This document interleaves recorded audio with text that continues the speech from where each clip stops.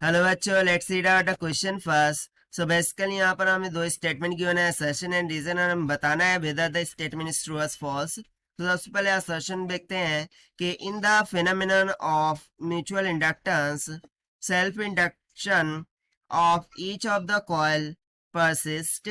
यानी कि क्या बोल रहा है कि म्यूचुअल इंडक्शन के कंसेप्ट में हाँ every and each of the coil ये सेल्फ इंडक्शन को ही परसिस्ट करती है।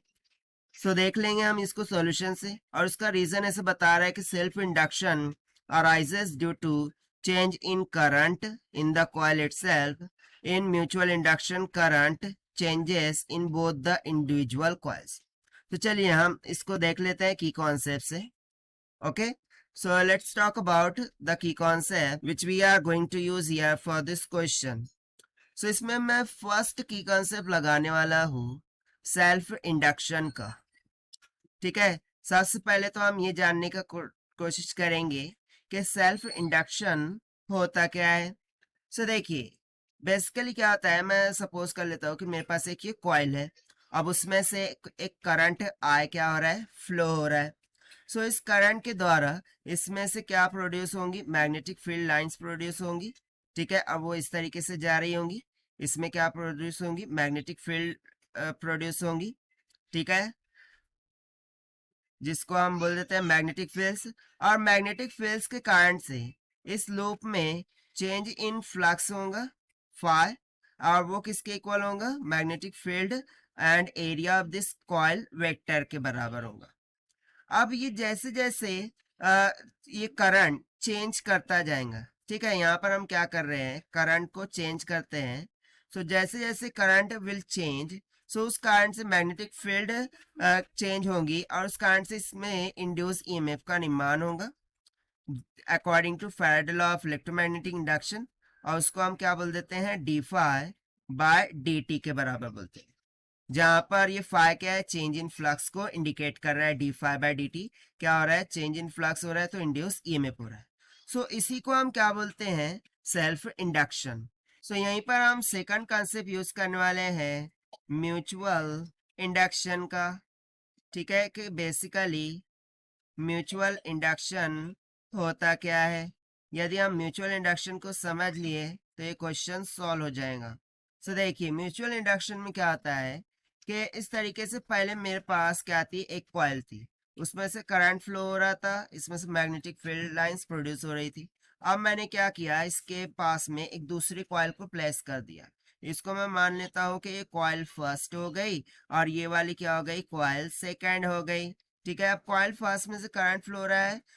According to Faraday law of electromagnetic induction, इसमें से देखिए इस तरीके से मैग्नेटिक फील्ड लाइंस इस तरीके से जाएंगी, और ये मैग्नेटिक फील्ड लाइंस दूसरी जो सेकंड कॉइल है उसको भी पास हो जाएंगी।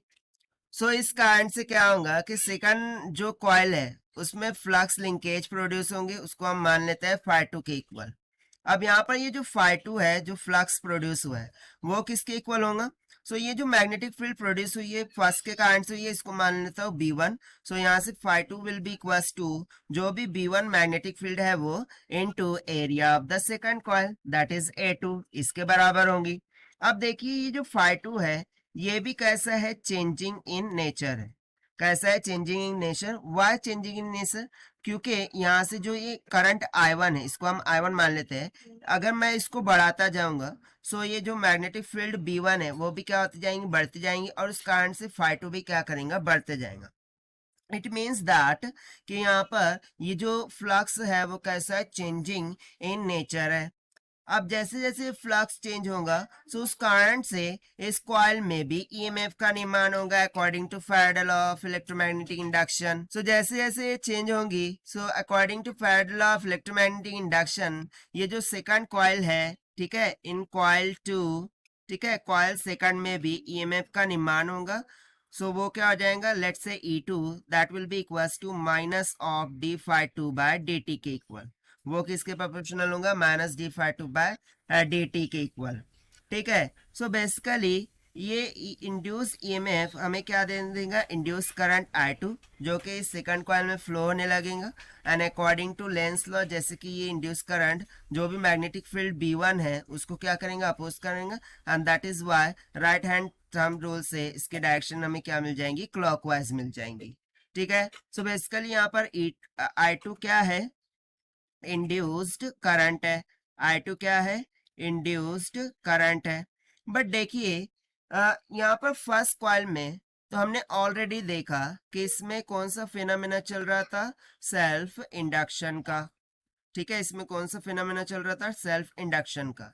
अब उसके बाद ये फर्स्ट कॉइल की वजह से सेकंड कॉइल में ईएमएफ का निर्माण हुआ, जिसको हमने बोल दिया इंड्यूस ईएमएफ, जिससे इंड्यूस करंट फ्लो होने लगा, यानी कि इसमें क्या हो गया, म्यूचुअल इंडक्शन हो गया।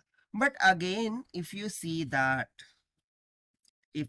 दैट कि जो सेकंड कॉइल में इंड्यूस करंट प्रोड्यूस हुआ है वो किसके कारण से हुआ है, changing in magnetic field, sorry changing in flux. और चेंज इन फ्लक्स किसके कारण से हुआ है, चेंजिंग मैग्नेटिक फील्ड। और ये मैग्नेटिक फील्ड में चेंज किस कारण से हुआ है, I1 के कारण से हुआ है, क्योंकि I1 is directly proportional to यहाँ पर phi2 होगा।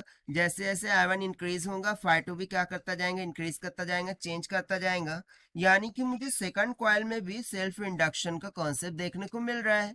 यानी कि मैं यहाँ पर सिंपली क्या बोल सकता हूँ कि second coil is also representing what, the self induction concept.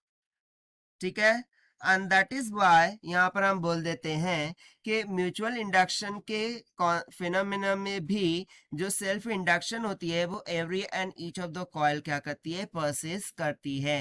And that is why assertion यहाँ से क्या हो गया, ट्रू हो गया।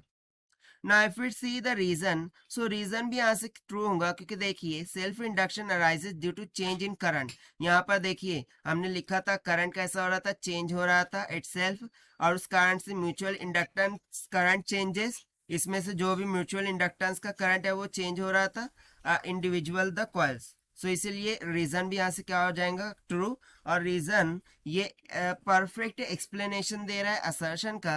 सो इस कारण से यहाँ से जो ऑप्शन ए हमें दिख रहा है, that is both assertion and reason are true and reason is the correct explanation of A will become correct. So this is the required solution. I hope you understood well. Best of luck. Thank you.